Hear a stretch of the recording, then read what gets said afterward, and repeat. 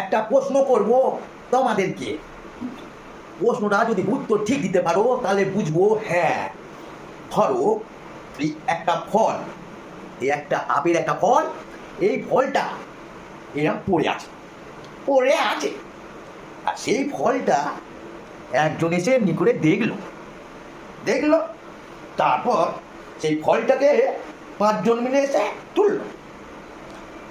তারপর তোলার পর 10 জন মিলে সেটা কাটলো। হ্যাঁ, কাটলো। তারপর এই কাটার পর সেটা আবার 32 জন মিলে খেলো। 32 জন, কিন্তু স্বাদ পেল মাত্র একজন। প্রশ্নটা কি বলেন তো দেখি? হ্যাঁ, ভাবুন ভাবুন ভাবুন ভাবুন, অত সোজা নয়।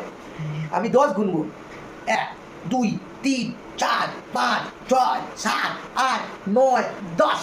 পারলেন না? তাহলে শুনুন বন্ধুরা, উত্তরটা আপনাদেরকে দিই। উত্তরটা ভালো লাগলে কিন্তু অবশ্যই ছোট একটা কোণে টুকুস করে লাইক, ঠিক আছে?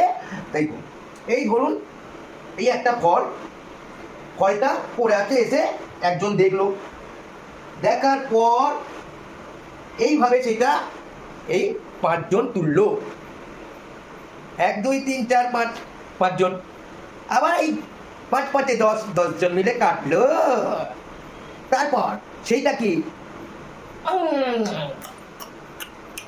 কয়জন খেলো? কটা দাঁত? 32 পাটি দাঁত, মানে 32 জন মিলে খেলো। আর স্বাদ পেলো মাত্র একজন, সে হলো জীব। উত্তরটা ঠিক তো? তাহলে বন্ধুরা একটা ছোট্ট করে একটা কুটুস করে